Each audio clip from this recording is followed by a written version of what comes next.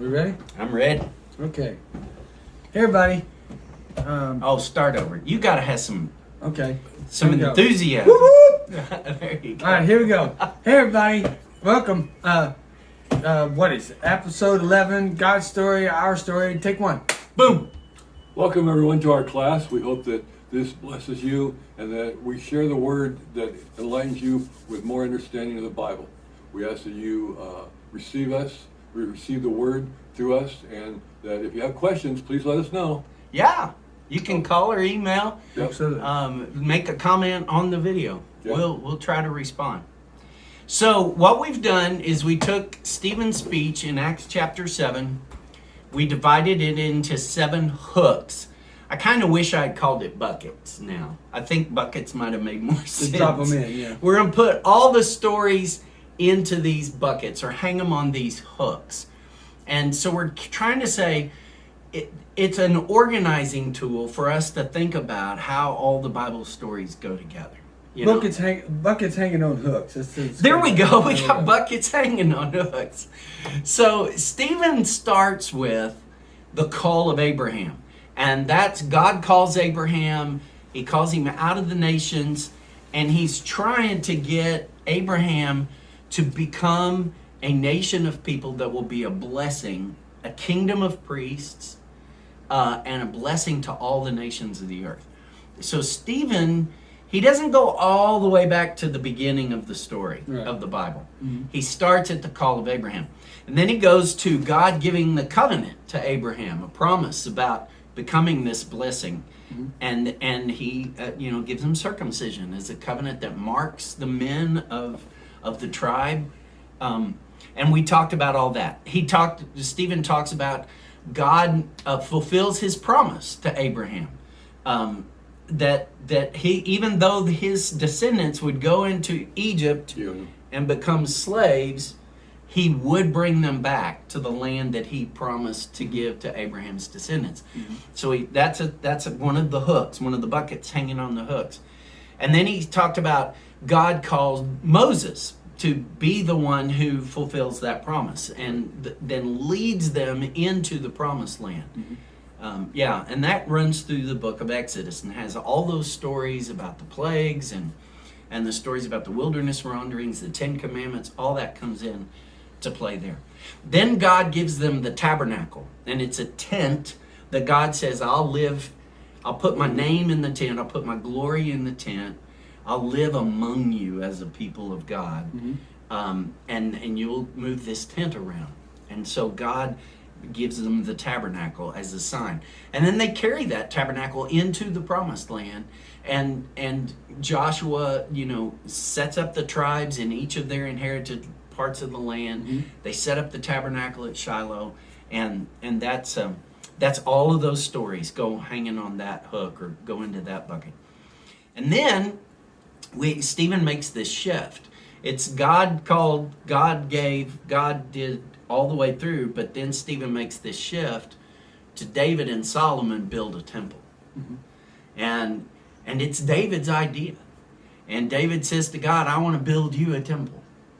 And that's all part, even from before that hook is also holding the stories where Israel said, we want a king so we can be like all the other nations. You see, we end up with a king, and God says to Samuel, they're not rejecting you, Samuel, as their judge and prophet. They're rejecting me, God, as king over them. And so we end up with these king stories, all these stories that have to do with the kings. And David and Solomon want to build a temple and replace God in the tabernacle with God in the temple. But even Solomon admits, God isn't really going to live here, y'all, because he's too big to live in a house we built, right? So let's remember who God is, which is an important thing to remember as part of those stories. And then the rest of the story of Israel, as Stephen tells it, all the rest of the story hangs on this hook. Your ancestors killed the prophets. So even though we rebelled, we did all these things, the truth of the matter is God sent prophets to tell us how to behave, to correct our mistreatment of each other and our worship of false gods. but we just killed the prophets. Yeah. And that's how it ends. So what I want to do is I want to back up before Stephen's call of Abraham hook and pick up 3 things from Genesis that happened prior to the call of Abraham.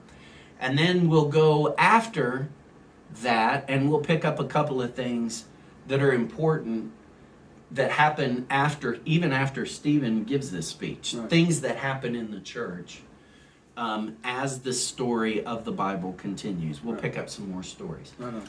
So we'll talk about the establishment of the church and its spread, and then we'll talk about the inclusion of the Gentiles into the church as 2 big hooks for the end. So that's where we're going. So if you take us back to Genesis chapter 1, we really could read the whole chapter, but we're going to save a little time. Just say that God creates the whole world through the first part of chapter 1. We're going to pick up at verse 25 with him creating the animals and read through verse 3 of chapter 2. God made the wild animals according to their kind. Let me start over. Genesis 1, verse 25. God made the wild animals according to their kind, the livestock according to their kind, and all the creatures that moved along the ground according to their kinds. And God saw it was good. Then God said, "Let us make mankind in our image, in our likeness, so that we may rule over the fish in the sea and the birds in the sky, over the livestock and all the wild animals, and over all creatures that move along the ground." God created mankind in his own image. In the image of God, he created them. Male and female, he created them. God blessed them and said to them, "Be fruitful and increase in number. Fill the earth and subdue it. Rule over the fish in the sea and the birds of the sky and over every living creature that moves on the ground." Then God said, "I give you every seed-bearing plant on the face of the whole earth and every tree that has fruit with seed in it. They will be yours for food. And to all the beasts of the earth and all the birds in the sky and all the creatures that move along the ground, everything that has the breath of life in it, I give every green plant for food." Wait a minute. Everything that has breath in it, I give every green plant for food. And it was so. God saw all that he had made, and it was very good. And there was evening and there was morning the 6th day. Chapter 2. Thus heavens and earth were completed in all their vast array. By the 7th day, God had finished the work he had been doing. So on the 7th day he rested from all his work. Then God blessed the 7th day and made it holy, because on it he rested from all the work of creating all that he had done. Jiggle. No. That's verse 3. Okay? I'd like to add a little different. Yes, please. It says, God said, "I am giving you all the grain-bearing plants and all the fruit trees. These trees make fruit with seeds in it. This grain and fruit will be your food. And I am giving all the green plants to the animals. These green plants will be their food. Every animal on earth, every bird in the air, and all the little things that crawl on the earth will eat that food." And this change happened. God looked at everything he made, and everything was very good. Back to where you were. Now, no. I want you to talk about why you wanted to read that, because I think that's very significant. It just explained more of the diversion of what was in evidently Eden, all right, when they putting together all the stuff with Adam and Eve. Mm-hmm. Mm-hmm. And it's in the very beginning of all creation, and just explained, maybe because it's more plain spoken here than it was in that version. Right. Mm-hmm. Right. So, Yeah. So what you're observing there is everybody's a vegetarian. Right. So I just yes, want you to think about that for a second. Yeah. Um, Well, it does say though that we could eat fish. It doesn't say chicken, but it doesn't say we can eat them. It just says we're going to rule over them. oh, all right. I thought rule is going to control. Consume or whatever. Yeah. So I mean, these are important. These are really important things to think about. It is. Yeah.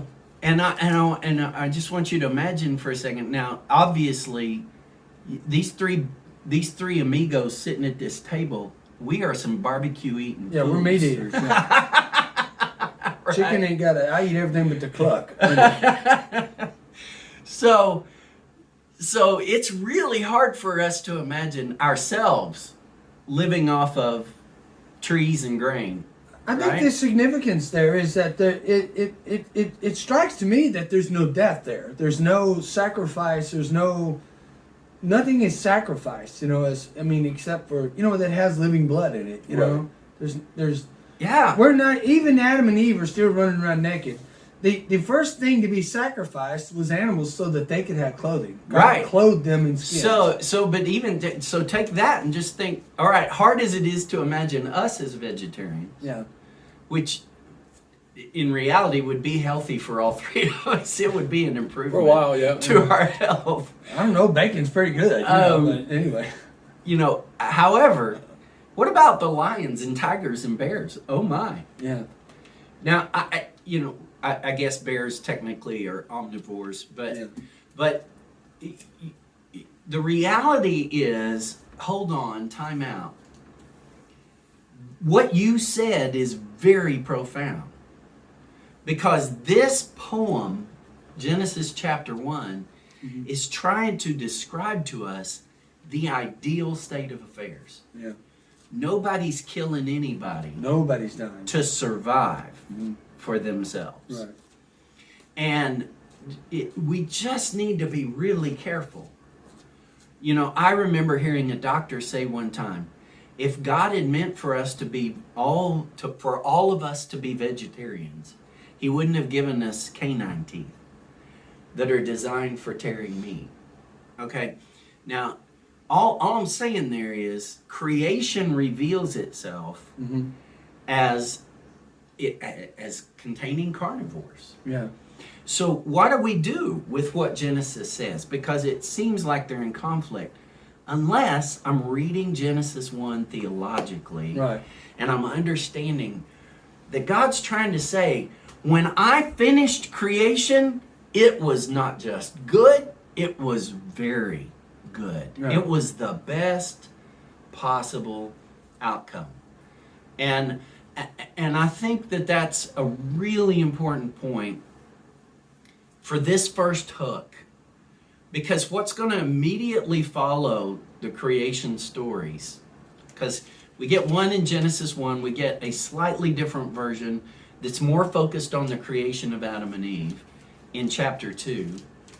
And then in chapter 3, everything starts to fall apart. Right. Right?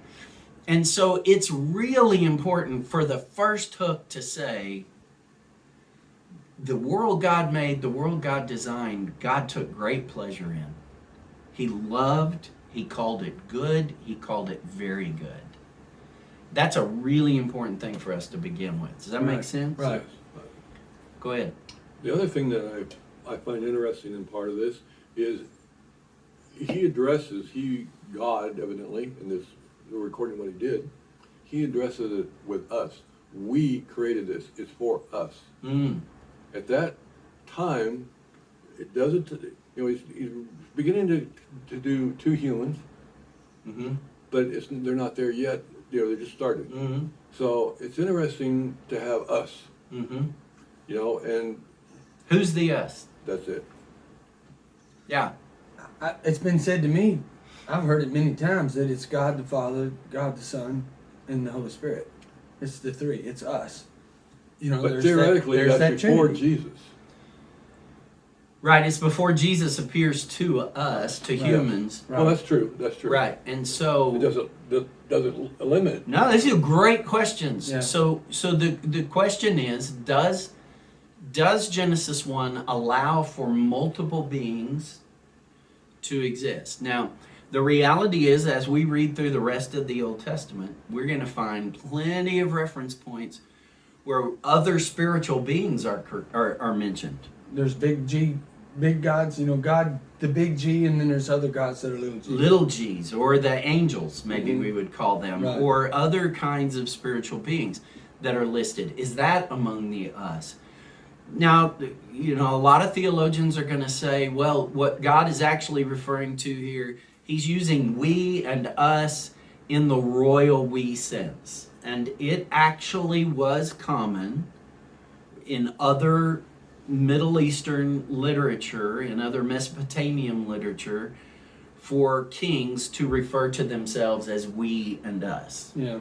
Okay, we declare this law. Yeah. Or these people, these conquered peoples will become the servants, our servants, right? Yeah. And what he means by that is mine, Yeah. right? Right, Not ours as a government or as a nation. And so that is possible. There is that possibility there, but it definitely wants to make us go, hold on a second. And the thing that I would say to us is, God says, let's create humankind in our image. And what is that image including? It includes them ruling over the fish of the sea, the birds of the air, and the animals on the ground, right? Yeah. And it takes this three-tiered universe, and it says, we're gonna make them rulers over this.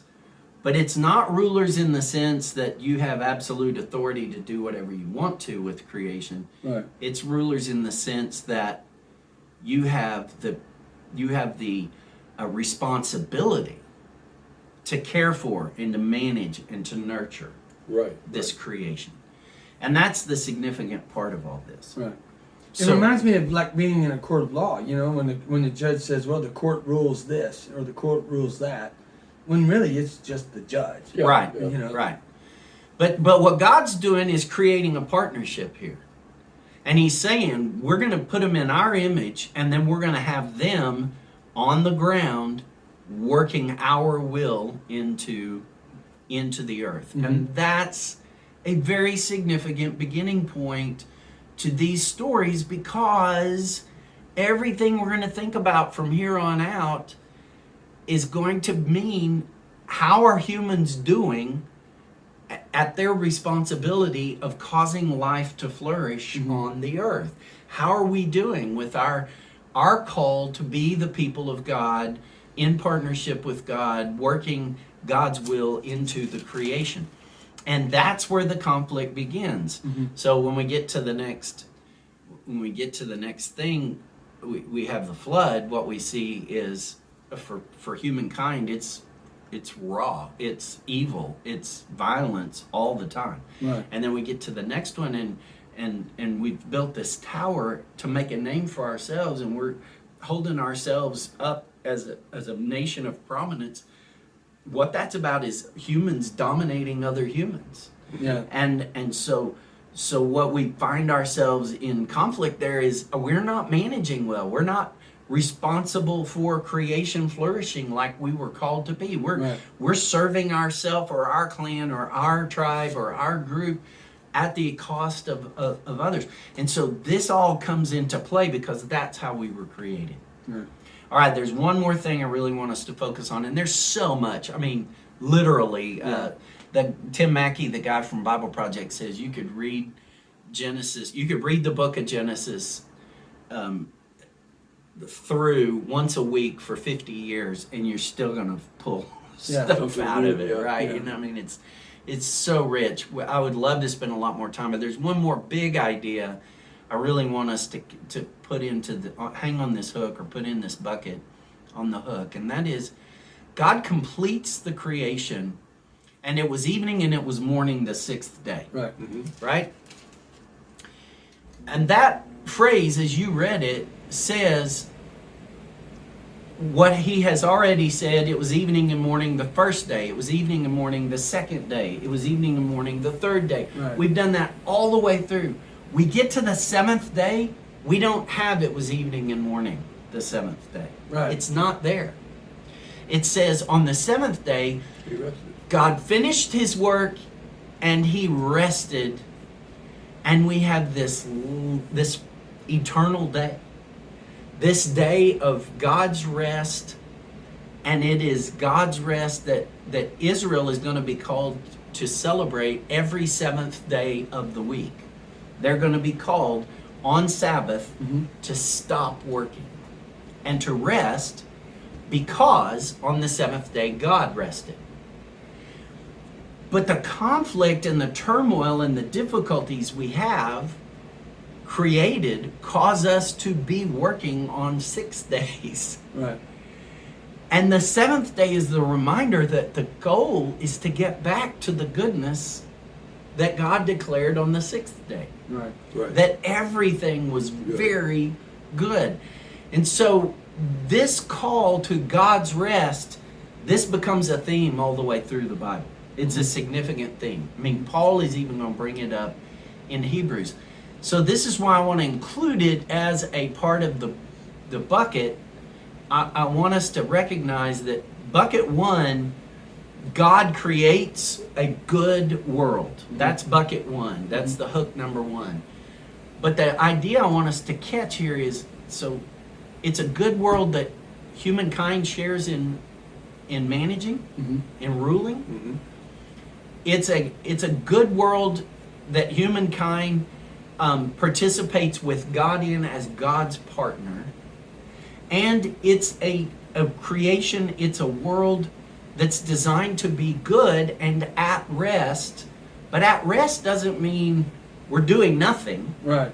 It means we're about the business of flourishing. We're doing life as God designed life to be. Right. When we're in conflict, when we have problems, when violence is overtaking us, all of the rest of the stories of the Bible, we're not at rest. And we're trying to get back to being at rest. It's like with seeing God. the whole globe isn't at rest right now because we have famine and war and all these things. But we created all that mess. That's right. We're the ones who brought all that into. And imagine, think about it. If none of that was going on, this would be a peaceful world. We would be at rest. Yeah. Yeah. So what we're longing for is that rest. Mm-hmm. Is to get back to that rest. I think it's very different, I don't know a better word, that we have a perfect world. Shortly thereafter, we don't have. Right. And therefore, then on, we're in conflict. Yeah. Yeah. I liked how it was. I saw it one time. There was a pastor. I saw it on TV actually, and this pastor was talking about, in Genesis, early in Genesis, when he's talking about the world was without form and it was full of chaos and everything. He was saying that he believed that was the time when God threw Satan down, Satan to the earth. That's where the chaos and the darkness and turbulence and all that stuff came from. And then he didn't like that, how that turned out. So then he started making the world. He made day and night. He made, the waters separate and dry ground, and he started producing animals and all that stuff. He was bringing order to that chaos after Satan got here, to the earth. So certainly I can see where he's coming from, and we do view the adversary, Satan, as bringing chaos into God's order. Absolutely. Mm-hmm. There's not a good basis on which to say that's why creation starts that way. Right. I'm a little iffy on his theory. However, I love what he's bringing out. Yeah. What that pastor is bringing out in terms of our God, the God of the Bible, the God who is the hero of this story, is the God who brings order out of chaos. Right. Who separates and creates light and darkness. Now, it was mixed up chaos. Now it's light and darkness. Mm-hmm. He is the God who separates the heavens, Mm-hmm. right? And the waters. He is the God who creates all the animals after their kinds. And we have the great variety of things. The plants with great variety of things. Mm-hmm. But all of that is ordered. It's ordered. It's God saying these things are going to be. And our adversary and certainly humans participating with our adversary Mm-hmm. are what bring chaos into Right. the world. Right. So I love that idea. That is certainly here present in this story. Mm-hmm. I have a question. Hmm? God created man in his image. In his image implies that we're somewhat like God. If we humans maintain chaos and wickedness, we follow what was in God somehow. If we created in his image. If we were truly in his image, we would be peaceful and, different. Yeah, but that all came from us wanting to be like God. God created us in His image. But, and forgive me if I don't explain this correctly, but it seems like to me that Think it out. well, it just seems like to me that I get where you're going with that. We've got a touch of God's divine nature in us. It says in Leviticus. Why I aren't think, we somewhere, better? Yeah. Yeah, where it says we each have a piece of God's divine nature in us. So for that reason, we're without excuse. But I still think but I think what that does is that holds up that particular scripture holds us accountable. We don't have an excuse for doing what we do.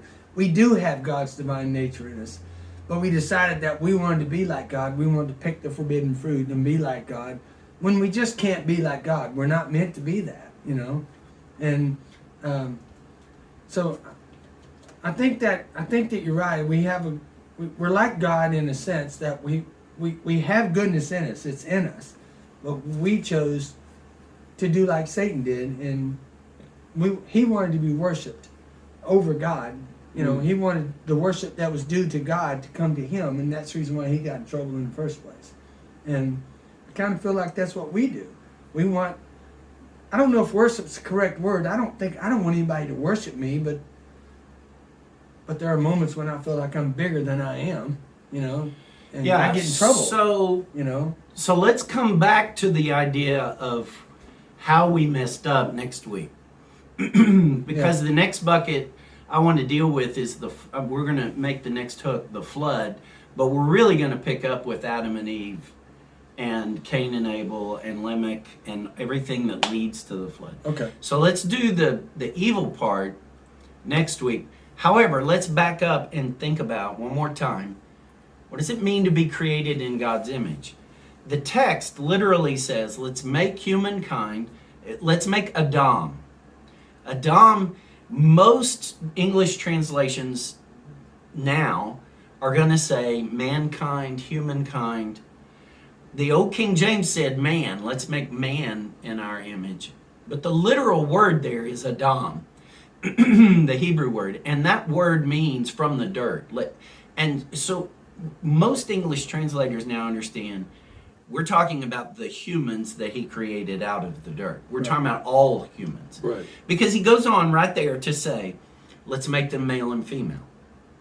Right? And so it's not just Adam, proper name for the first man. It's actually humankind that's in view here. And so let's make humankind in our image, in our likeness. Now, this word image is the word for idol. Okay, so the idea is an idol exists in the worship of gods as a representative visual of the God on the earth. Yeah. So God says, I don't want, later he's going to say through Moses, don't be carving any idols. Yeah. Because you are the idol. Okay. You are God's representative. Right. Yeah. If you carve a wooden idol or a stone idol, that's a false, that's not what I designed to be my image Right. on the earth. I designed you to be my image. Okay, so he says, let's make him in our image. And then he says, and let them rule over the fish of the sea, the birds of the air. Now, I heard Randy Harris say this one time, and I think this is a helpful metaphor here. And I'm sure he got it from some really smart people. But he said, look, major difference between a human being and a primate. A primate can see a stick and figure out it's a great tool for sticking in the termite mound and pulling termites out to eat them. Okay? Right. A primate can see a stick and see it as a tool. A human being can see a stick and say, if I got enough of those, I could build a house out of it. Right. That's the ability to rule and cause life to flourish. Bingo. Are you with me? Yeah. Yeah. It is the ability to look ahead, to envision and to create and to put together and to bring order out of chaos. This is what it means to be the image of God. Right. Okay? So when we're working for Tov, good, When we're working to cause life flourish, when we're bringing order out of chaos, we bear the image of God in the world. Right. When we are working for destruction, chaos, difficulty, we are bearing the image of the adversary. We are working against God. We are not being the image of God. Right. Is that, So it's not a does that physical. track? We're not physically like God. God, I don't know. It's not that God has hands and feet Yeah, I was going to say. and eyeballs. Does he have 10 fingers and 10 toes? I don't know. Right. But and he that's doesn't not what it speak is. English, Right. you know. Well, he probably speaks English and every other language, Right, right? right. But, right? Mhm. So it's not that we're not trying to anthropomorphize God. I mean, we do. The Bible does all the way through. But it's not that we're trying to say God is just like us, but rather we reflect God. We are an image of God. We are the Latin term is an icon. We are an icon of God in the world, representing His desire to bring order out of chaos Right. and cause life to flourish. That's our yeah. I think it's important because I asked you this before. If we're in the image of God, God can't look like us because we all look different. Yeah. But it's not what we look like, it's our souls. We're common in our soul. But more importantly, in our purpose. Okay. Because if we say soul, we have a tendency to start thinking Casper the Ghost, Okay. right?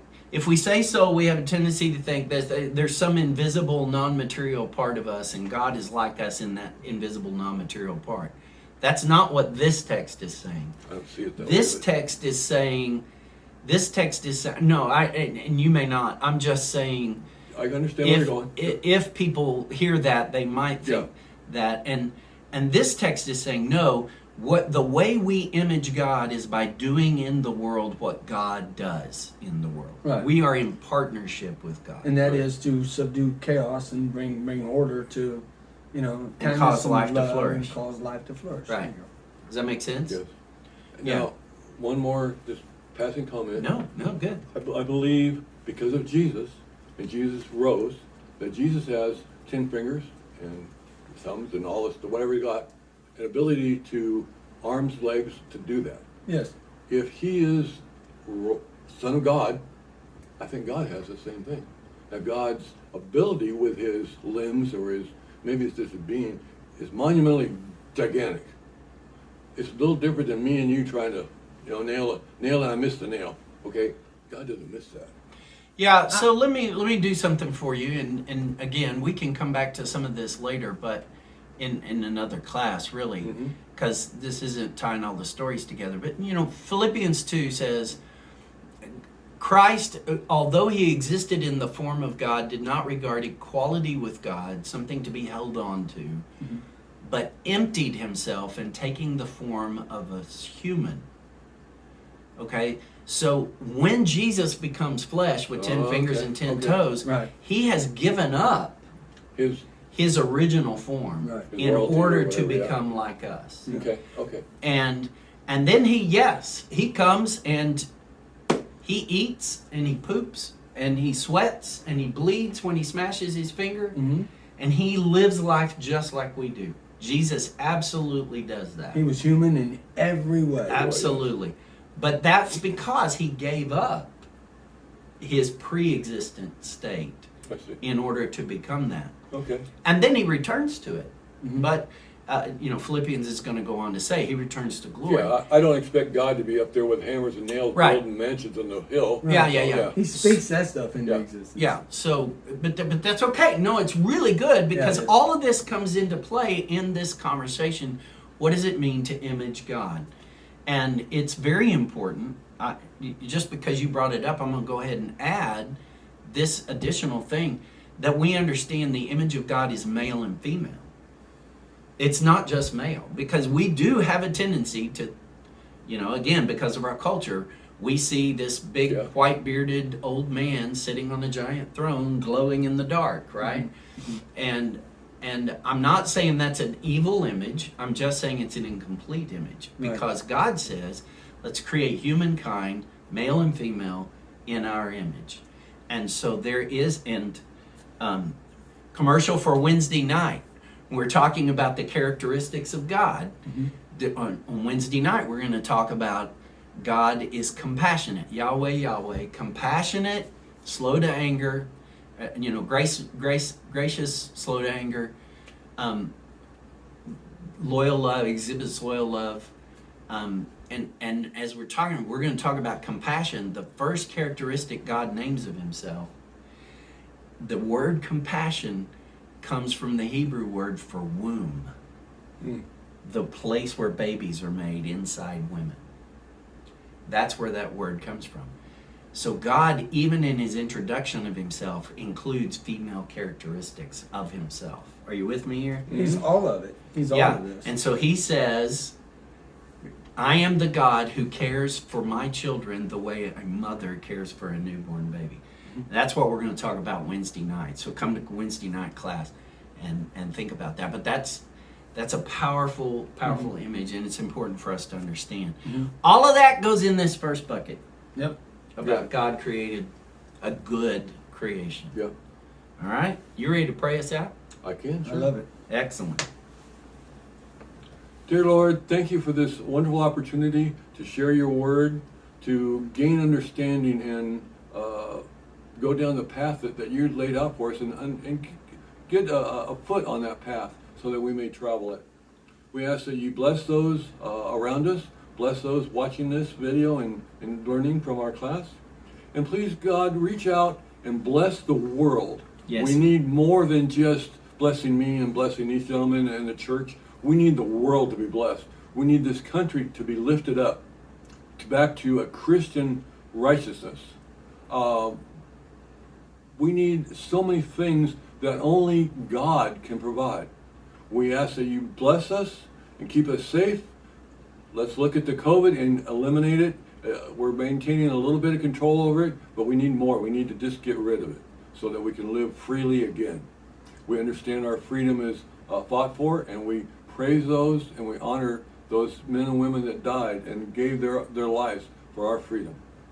We ask that you bless us each day as we walk around here in Weatherford. Thank you so much. Amen. Amen. Amen. God bless y'all. Thank you for joining us. Bye Peace now. out. Bye. I have a question.